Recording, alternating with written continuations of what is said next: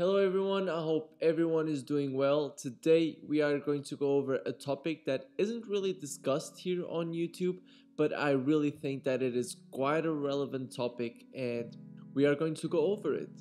Today I'm going to talk about my mistakes while doing the FTMO challenge and the reasons I failed some FTMO challenges and the reason I actually lost my live FTMO account. This is more common than people think. People just don't share much of the negative things that come in our journey, but I want to keep this as raw as possible. Say that a lot of people are going to fail the FTMO challenges, but I'm here to give a heads up of some problems that you might face and maybe you can avoid these. So the first mistake is not being confident with your strategy.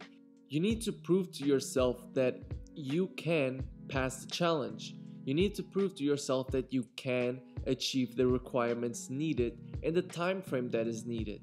You shouldn't go for an FTMO challenge if you never had a 10% month. Don't go expecting that for the first time you're going to have a first double-digit month. Understand that not only have you never had yet a double-digit month, but now you would have the added pressure of having to achieve the double percentage a month just in order to pass on to the next stage.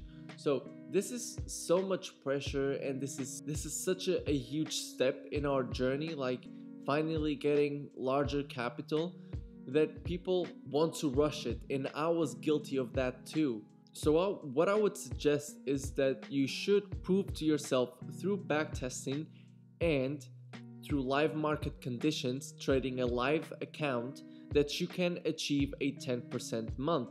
If not, I wouldn't recommend you to go for an FTMO. The second one is that 30 days is a long time, but it's also not too much. This was a big problem for me. I kept on thinking that I had to achieve the 10% really quick and that I basically had no time, but I was always proved wrong by the market basically. But you shouldn't also sit on your hands, because what I've noticed so far is that when I'm not doing anything in the market, when the market conditions are slow, that is when I feel like time is running out really quick.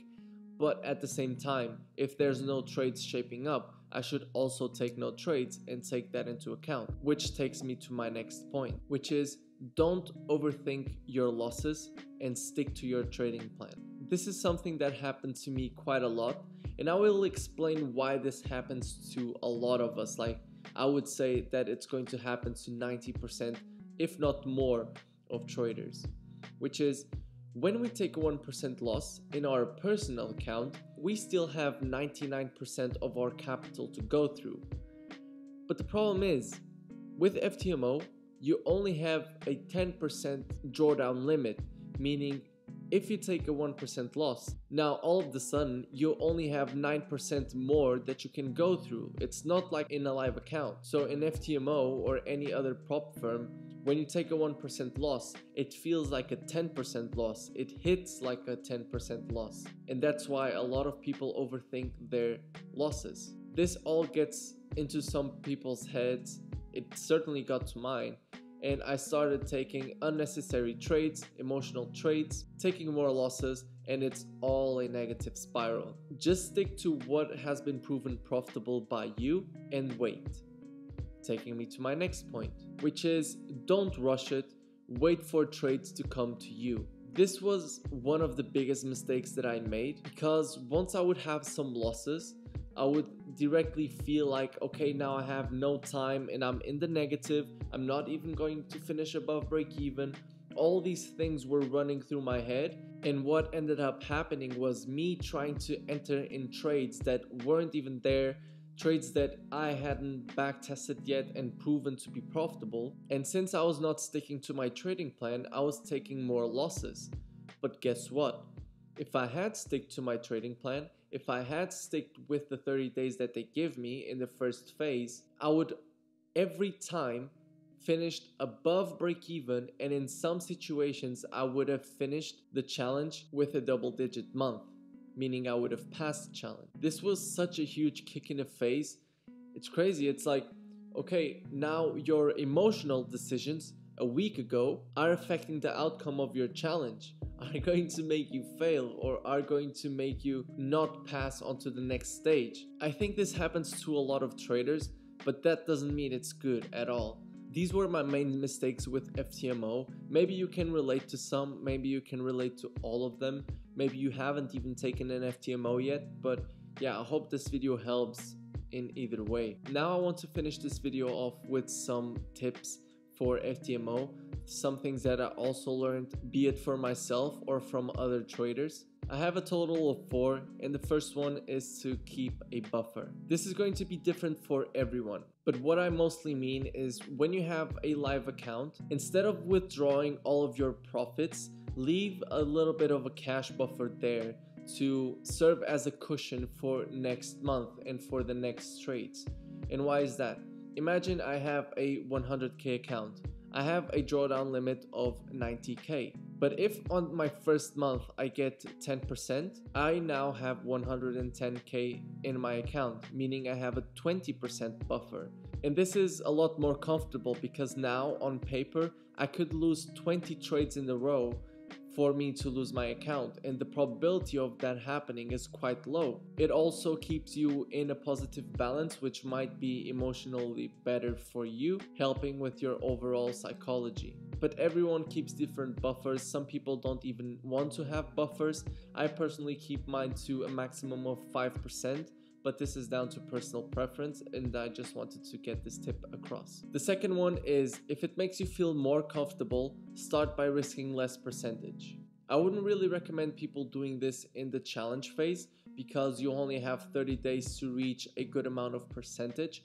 But when you get to the verification phase, where you normally have half of the percentage that you have to achieve with double the amount of time, you can think about starting with maybe only risking 0.5% if you only risk 1% normally, and this can give you a larger amount of trades to play with, and it's not going to play as much with your emotions if you take a 0.5% loss instead of a 1% loss. I personally only am going to do this in live accounts from prop firms, which is basically going to be like, if I get a 100k account, I'm going to risk only 0.5% until I have a buffer of 2% in my account, meaning I have a 2% profit, 102k, and only then am I going to risk 1%, because I'm sure that this will keep my emotions intact, because I could take double the amount of losses. And that is a mistake that I did back then, which made me be more emotional when I was trading my live account, leading to further losses. The third tip is to ignore other people's trades. This is easier said than done.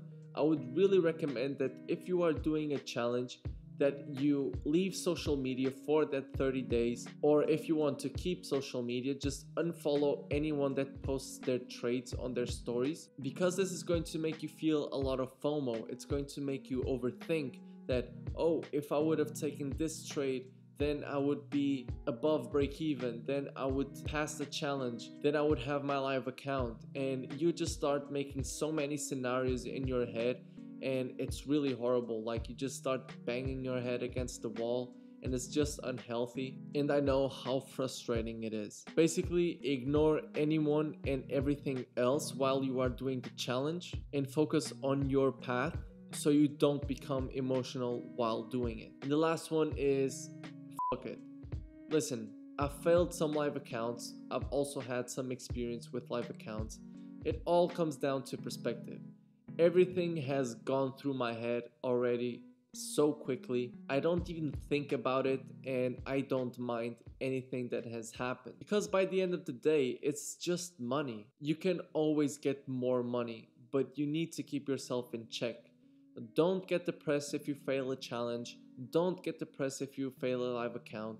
Like, money comes and goes, and everything will be fine at the end of the day. Just keep going, keep learning, keep backtesting, and I hope everyone that is watching this video can one day pass their desired prop firm challenge. I wish everyone here a lot of success in life. Peace.